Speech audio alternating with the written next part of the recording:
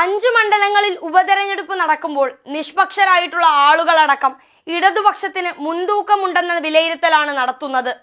ഇതിന് പ്രധാന കാരണമായി പറയുന്നത് പാലാ ഉപതെരഞ്ഞെടുപ്പിൽ ഇടതുപക്ഷം നേടിയ അപ്രതീക്ഷിത വിജയം തന്നെയാണ്. 54 വർഷം UDFന്റെ ഉരുക്കുകോട്ടയായിരുന്ന മണ്ഡലം ചുവപ്പിച്ചാണ് ഇടതുപക്ഷം രംഗത്ത് നിൽക്കുന്നത്. മാത്രമല്ല, ഇടതുപക്ഷത്തിന്റെ സ്ഥാനാർത്ഥികളും അത്രമേൽ മെച്ചപ്പെട്ടു നിൽക്കുന്നു എന്നതും അവർക്ക് മുൻതൂക്കം നൽകുന്ന കാര്യമാണ്. മഞ്ചേശ്വരത്ത് ശങ്കർ റേ മാസ്റ്റർക്കും വട്ടിയൂർക്കാവിൽ VK പ്രശാന്തിനും ചെക്ക് വെക്കാൻ പറ്റിയ സ്ഥാനാർത്ഥികളെ കണ്ടെത്താൻ പോലും മറ്റു മുന്നണികൾക്ക് സാധിച്ചിട്ടില്ല. കോന്നി പിടിക്കാനെത്തിയ K സുരേന്ദ്രൻ എന്തായാലും ഇനി കോന്നിയിൽ വരില്ലെന്ന് ഉറപ്പാണ്. ഇതേ സ്ഥലത്ത് അടൂർ പ്രകാശ് UDFന്റെ കൊട്ടിക്കലാശത്തിന് വന്നതുപോലുമില്ല. കോൺഗ്രസിനുള്ളിലെ പാലം വലി എന്തായാലും കോന്നിയിൽ ഇടതുമുന്നണിക്കൊരു ഈസി വാക്ക് ഓവറിനുള്ള സാധ്യതയാണ് തുറന്നിട്ടിരിക്കുന്നത്. കുമ്മനമില്ലെന്ന് കണ്ടതോടെ വട്ടിയൂർക്കാവിലും RSS കളി കൈവിട്ടു കഴിഞ്ഞിട്ടുണ്ട്.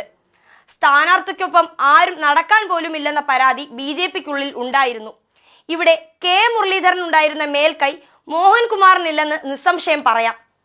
ചെറുപ്പക്കാരുടെ ഹരമായ പ്രശാന്ത് ഇടതുമുന്നണി സ്ഥാനാർത്ഥിയായി രംഗത്ത് വന്നതോടെ വിദേശത്തു നിന്നടക്കമുള്ള ആളുകൾ മേയർ ബ്രോയ്ക്ക് വോട്ട് ചെയ്യാനായി വട്ടിയൂർക്കാവിൽ വന്നത് ഇടതിന്റെ പ്രതീക്ഷകൾക്ക് കൂടുതൽ നിറം നൽകുകയാണ്.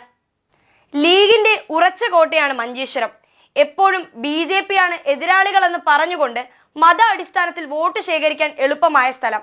എന്നാൽ ഇത്തവണ കളി മാറിയിരിക്കുകയാണ്. BJPയുടെ രവീശ തന്ത്രിയേക്കാൾ 10 മടങ്ങ് ശക്തിയുള്ള വ്യക്തിയാണ് ഇടതുമുന്നണിയുടെ ശങ്കർ റേ. അതുകൊണ്ട് തന്നെ ശങ്കർ റേയെ വ്യക്തിപരമായി അധിക്ഷേപിക്കുകയാണ് UDF ഇപ്പോൾ. അല്ലെങ്കിൽ അവസാനം BJPക്കെതിരെ വർഗീയ കാർഡ് ഇറക്കി വോട്ട് പിടിച്ച് തിരിച്ചു വരുമ്പോഴേക്കും സ്വന്തം പോക്കറ്റിലെ വോട്ടടക്കം ശങ്കർ റേ കൊണ്ടുപോകുമെന്ന് അവർ ഭയപ്പെടുന്നു. ശങ്കർ റേ സംഘപരിവാറുകാരനാണെന്നാണ് ഇപ്പോൾ UDF പറയുന്നത്. എന്നാൽ തുളുനാട്ടിലെ ഭാഷാ പ്രാവീണ്യം ഇപ്പോഴും ശങ്കർ റേയെ മുന്നിട്ട് നിർത്തുകയാണ്. BJP ജയിക്കില്ലെന്ന് ഉറപ്പായതിനാൽ തന്നെ ലീഗിന് വീഴുന്ന പല വോട്ടുകളും ഇടതിന് മറിയാനും സാധ്യതയുണ്ട്.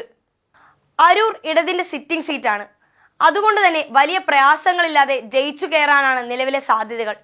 ഷാനിമോൾ ഉസ്മാന്റെ സ്ഥാനാർത്ഥിത്വത്തിനെതിരെ കോൺഗ്രസിൽ ഒരു വിഭാഗം തന്നെ മുന്നോട്ട് വന്നതും ആരിഫിന്റെ വികസന പ്രവർത്തനങ്ങളും ഇടതിന് മുന്നോട്ടുള്ള വാതിൽ തുറന്നിടുകയാണ്. ഇനിയുള്ള എറണാകുളമാണ് കോൺഗ്രസിന് പ്രതീക്ഷയുള്ള ഏക മണ്ഡലം. കോൺഗ്രസിന്റെ പരമ്പരാഗത വോട്ടുകൾ അനവധിയുള്ള ഇവിടെ ഇടതുപക്ഷം തുറുപ്പ് ചീട്ടാക്കുന്നത് പാലാരിവട്ടം പാലമാണ്.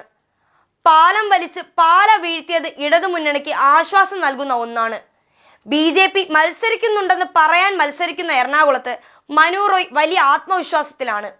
എല്ലാ പ്രസംഗങ്ങളിലും പാലാരിവട്ടം വരുന്നതും മണ്ഡലത്തിലുടനീളം പാലാരിവട്ടം ചർച്ച ചെയ്യപ്പെടുന്നതും കോൺഗ്രസിന് തിരിച്ചടിയാവുകയാണ്. ലോക്സഭാ തിരഞ്ഞെടുപ്പിലേറ്റ തോൽവി പാലയോടെ ഇടതുപക്ഷം മറികടന്നിരിക്കുന്നു. പാല കഴിഞ്ഞ് ഈ 5 മണ്ഡലങ്ങളിലെ കാര്യമെടുക്കുമ്പോൾ BJPയുടെ വോട്ടുകൾ ഗണ്യമായി കുറയുമെന്ന കൃത്യമായ സൂചനകൾ വന്നു കഴിഞ്ഞിട്ടുണ്ട്. ഇവയൊന്നും കോൺഗ്രസിലേക്ക് മറിക്കപ്പെടുന്നില്ലെങ്കിൽ 5 മണ്ഡലങ്ങളും ഇടതിനെ തുണയ്ക്കുമെന്ന രീതിയിലാണിപ്പോൾ കാര്യങ്ങൾ പോകുന്നത്.